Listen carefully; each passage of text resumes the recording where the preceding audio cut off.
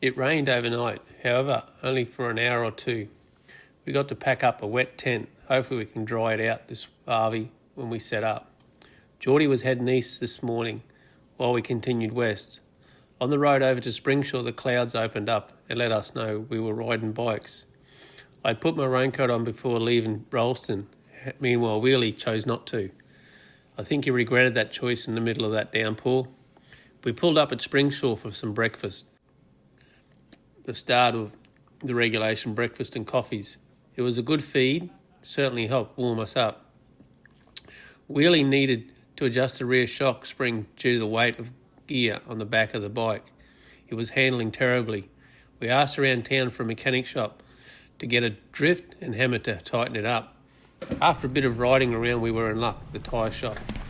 After some whacking and smacking, we got it all back together, even losing the locking screw. Found a replacement. The sun was now out. We had a bit of dirt road to cover. As we headed out along the Dawson Development Road, it started off as bitumen, then to dirt. We could see rain clouds in front of us. Hopefully we can skirt around these.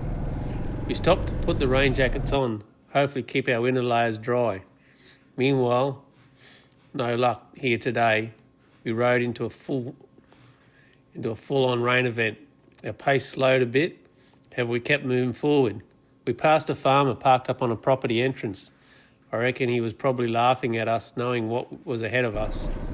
After about 20 minutes of riding in the rain, it cleared, and the sun started to peek out from the clouds. A short time later, we encountered what people always talk about. The mud builds up on the tyres and does not fling off, just causing the tyres to stop turning. I got to a point where I couldn't move as the front tyre had a good covering of mud and thus binding up on the forks. Wheelie, meanwhile, had kept a bit of speed up and got about another 500 metres up the road before he suffered the same fate and put the bike down. He picked it back up, struggling to even stand up.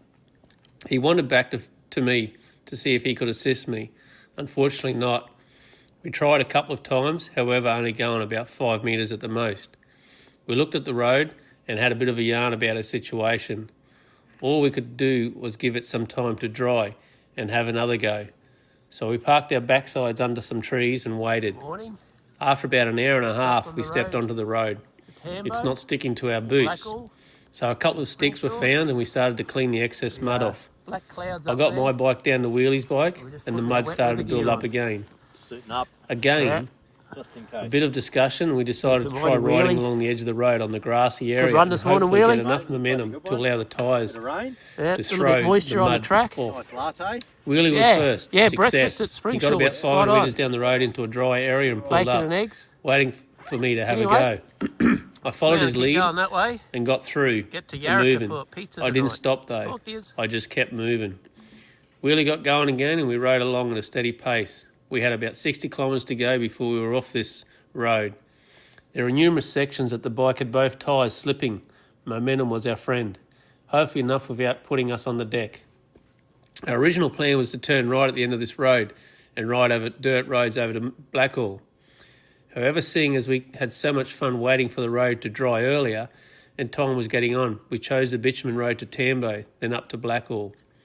We could see rain clouds unloading over to the right of us in the approximate direction of our original plan.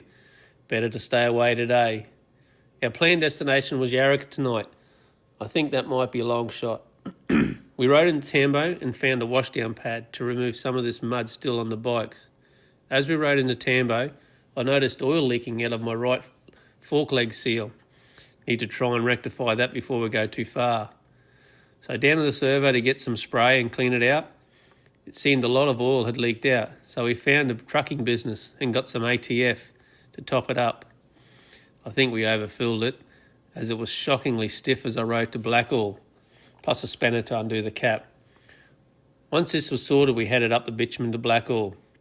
We pulled in with the sun still up, refueled the bikes, found a van park to set up the tents. Then I had a go at removing some of the fork oil to give the fork some feel back to it. I also cleaned out the fork seals again to see if I could stop that leak. As we went to remove some oil, we had the air bleed screw. We removed the air bleed screw, and with a little push to the handlebars, we had ATF everywhere. Whoops. Anyway, I cleaned it up a bit.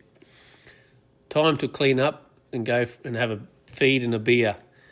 At a point earlier in the day, we thought we might be camping beside the road until it dried up. We were about 160 kilometres short of our plan. However, that's okay. We have many more days ahead of us.